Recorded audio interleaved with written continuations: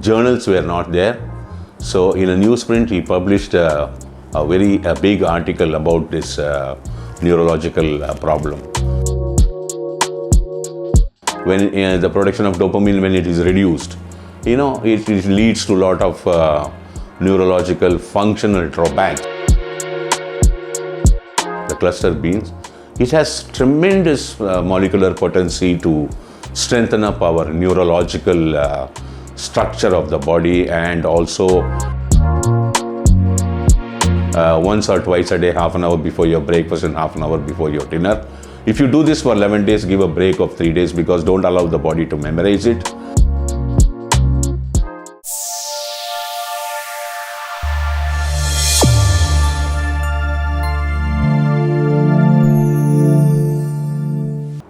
Hello viewers, I am your Dr. C.K.N.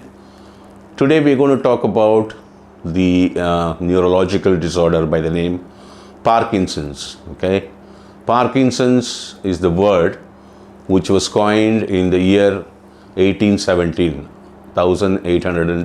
AD. In UK, a very famous doctor in the year 1817 published a very big article. Those days, journals were not there. So in a newsprint, he published a very big article about this neurological problem. He has explained all the symptoms of people who are suffering with the nervous part of our function, and made a big article and published it in the year 1817. And he has also requested this should be considered as a neurological disorder, and this should be considered as a neurological disease. That was his request at that year of 1817. This man's name was James Parkinson. So since he was the first medical practitioner who published this article, writing very long details of this neurological problem, his name, the second name called Parkinson, was named after this disease. This is the history of Parkinson's. Ever since 1817, in modern science, we've been studying about Parkinson's. Unfortunately, we don't have a total cure for it. We have a few maintenance drugs for this, especially trying to equate the dopamine. They normally study the certain part of the human brain cells produce dopamine for its function. So dopamine, when the production of dopamine, when it is reduced, it leads to a lot of neurological functional drawbacks. So which leads to a lot of other symptoms. And about symptoms of Parkinson's. There's a website by the name parkinsons.org. You can go and study innumerable number of details of Parkinson's by yourself and get to know about it. And this problem has so far no cure. There are some, surgical procedures are also there to people who suffer from very chronic Parkinson's, when they cross over a span of years suffering from Parkinson's. But then they are not total cure again. They try to give the maximum relief. Innumerable number of research is going on with respect to the human brain, neuron cells, and many other components and chemicals produced within the brain by the brain cells and so on. And they are to study about the role of cerebrospinal fluid functions with respect to Parkinson's. Those studies will also come up later. And I'm sure, and I'm hoping, and I'm very, very confident that the modern science will come out with a very good cure for Parkinson's. At the moment, we are trying to deal with the symptoms of Parkinson's, trying to give relief to the patients by various techniques, pharmacological drugs, and little bit of surgical procedures here and there. But in the traditional science, Tamil science, it was called Nadukuvadam.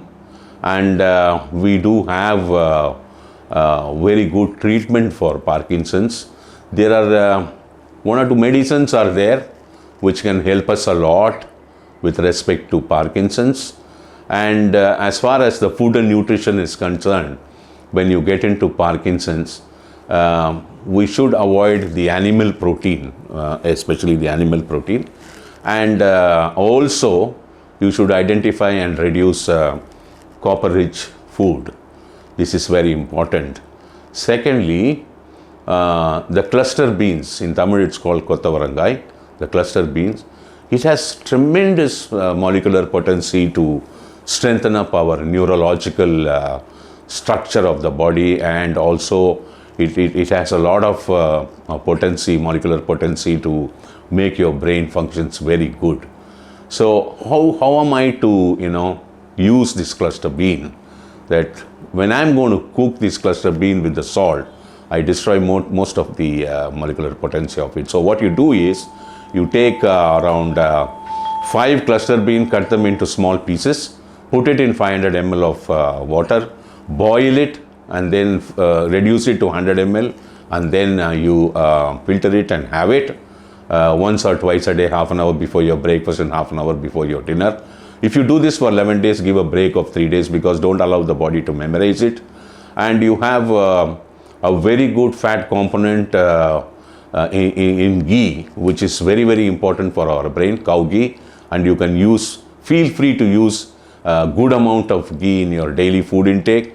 And also coconut is one of the tremendous component for the human brain. But coconut has a limitation. When you break a coconut, the molecular potency remains only for 1 hour.